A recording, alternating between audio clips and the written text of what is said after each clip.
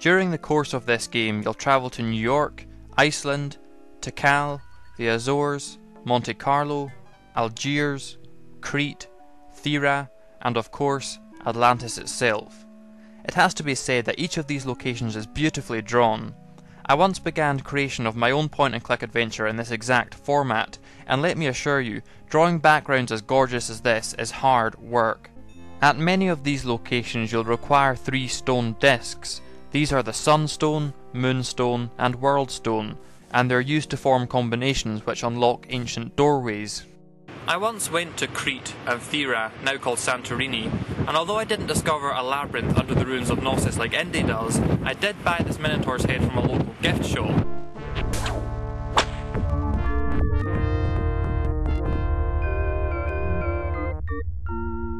Now, you may wonder why Indiana Jones is in the Mediterranean at all if he's looking for Atlantis.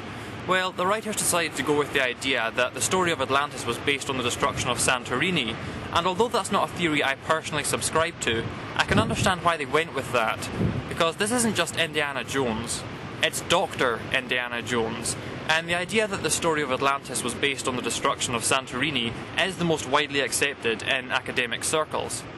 The developers based their design of Atlantis loosely on Plato's description, but then expanded upon it with their own vision, resulting in the most memorable portrayal of the lost city I've ever come across. In a time when the subject of Atlantis has been hijacked by everyone from Hollywood to the New Age movement, Fate of Atlantis still manages to present us with something fresh and exciting. It certainly captured my imagination.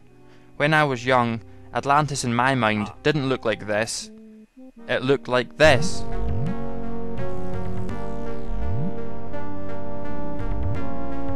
You'll spend a large amount of time exploring the sunken city, fighting the Nazis, and experimenting with Atlantean technology, including this wonderful orichalcum producing machine.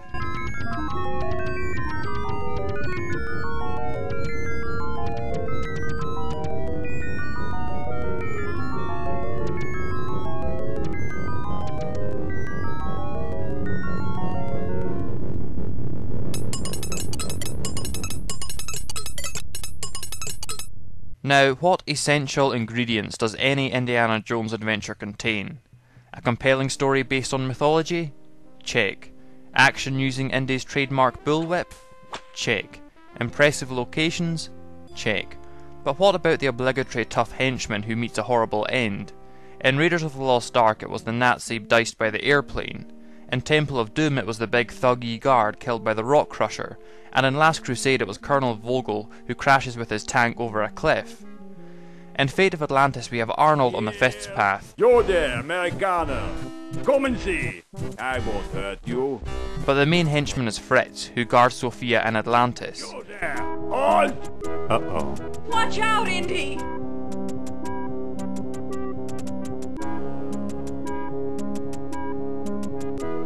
Who are you? I'm with the Fatherland's new Brown Jacket Regiment. I don't believe you. I think you're the famous Indiana Jones, the man who found the Ark of the Covenant, the man who recovered the Sankara stones, the man who laid hands on the Holy Grail. Say, Sophia, this guy's almost as crazy about me as you are. Even crazier. Prepare to die, Jones. Indy! Neither Arnold nor Fritz can be sucker punched, but both end up suffering, shall we say, a crushing defeat. Ah!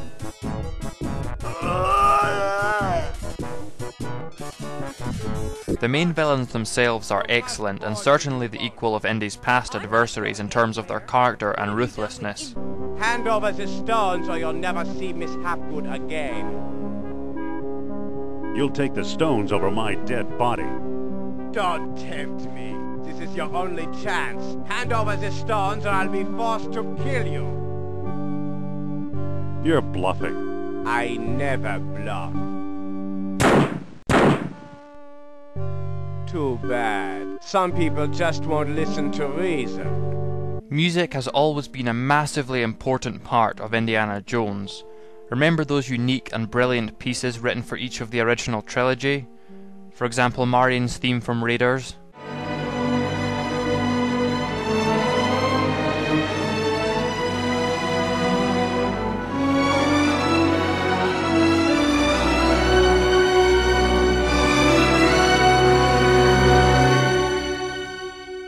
Slave Children's Crusade from Temple.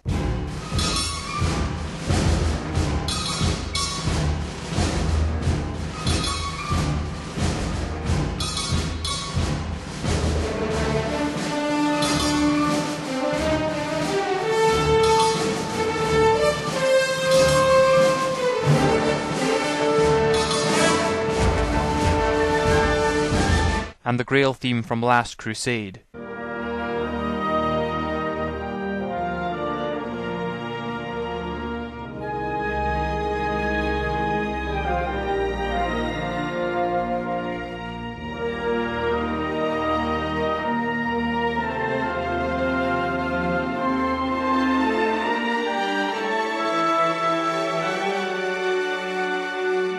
Well, Fate of Atlantis follows in that tradition with music that, if performed at a high standard, fits right alongside the original trilogy in its excellence.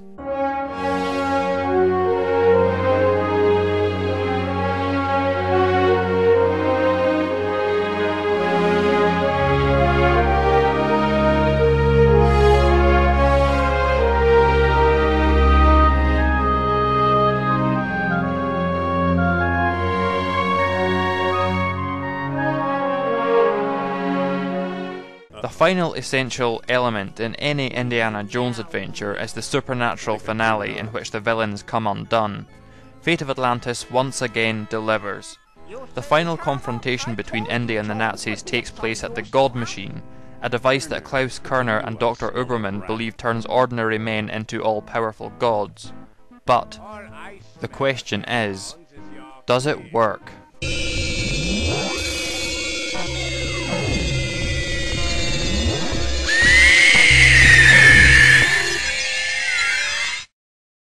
Fate of Atlantis has something for everyone. This is the kind of game that can be enjoyed by anyone regardless of age or gaming experience. Because it quite rightly takes itself seriously as an Indiana Jones adventure, the puzzles are more logical and down to earth compared to the sometimes surreal scenarios from other, more light-hearted LucasArts adventures. But that's not to say it's without a sense of humour. Look what we found, an abandoned dig site. Wait, where are you going? I sense the presence of Nurab Sal. I should have guessed. Indy! Hold on, Sophia. Indy! Sophia! Uh-oh. Sophia? Yeah? Did you find Nurab Sal down there? You're dead meat. This is a game that offers endless enjoyment in even the simplest of things, such as having a conversation thanks to the brilliance of the writing. Even dying is interesting, as the game gives a unique account of what transpires after Indy's death, depending on where he died. I used to get myself killed on purpose just to see what happened. There is also variety in the gameplay as well, as you'll get to fly a hot air balloon, drive a car, pilot a sub, and even get taken for a ride on an Atlantean vehicle. There is also 2 different endings to the game. Sophia!